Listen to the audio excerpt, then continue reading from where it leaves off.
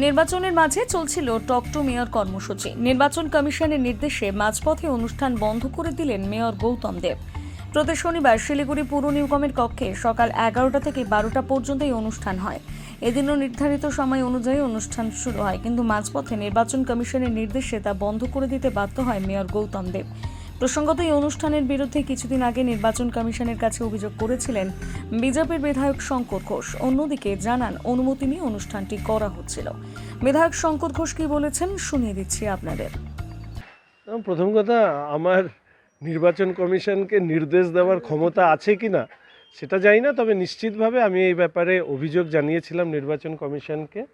এবং শুধু এইটুকু বলতে পারি যে আমাদের সম্মানীয় মেয়র সাহেব তিনি হচ্ছে আইনজীবী এবং তিনি আইনটা ভালোই জানেন বলে সবসময় বলে থাকেন।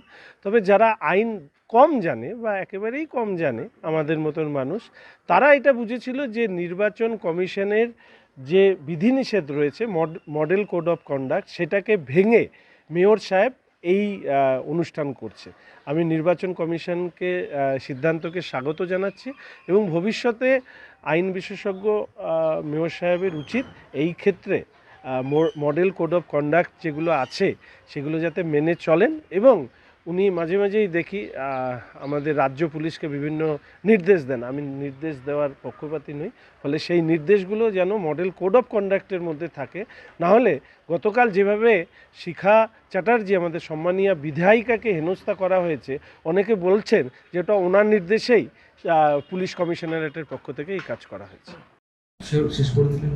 আজকে শেষ করে দিলাম। আমার কাছে ইনফরমেশন আসলো যে এটা এখন বন্ধ করে দেওয়াটা বাঞ্ছনীয়। নির্বাচন কমিশন কি জানিয়েছে? এটা কি কেউ কমপ্লেন করেছে? কমপ্লেন শঙ্কর ঘোষ করেছিল। আচ্ছা। খুব সম্ভবত 6 তারিখে আমি একটা ডকুমেন্ট করেছিলাম। আচ্ছা 6 তখন একটা কমপ্লেন করেছিল। তো যে কলকাতায় টক টু মেয়রটা বন্ধ আছে, শিলিগুড়িটা কেন চলছে? কলকাতা বন্ধ আছে, শিলিগুড়িটা কেন চলছে? এটা মডেল কোড অফ কন্ডাক্ট ভাঙা হচ্ছে, এটা ওর অভিযোগ ছিল।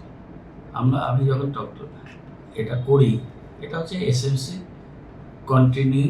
কন্টিনিউয়াস প্রোগ্রাম, এবং এটা মানুষের অভাব অভিযোগ, এমার্জেন্সিও থাকে অনেক কিছু, এটা করে। মডেল কোড অফ কন্ডাক্টে বলছে যে নতুন কোনো প্রকল্প, নতুন কোনো কাজ সেটা ঘোষণা করা যাবে, কিন্তু পুরনো যে কাজ, পুরনো যেটা করা সেটা করা যাবে। আরেকটা জিনিস দেখবেন যে সোশ্যাল মিডিয়ায় কিন্তু কোনো বান নেই।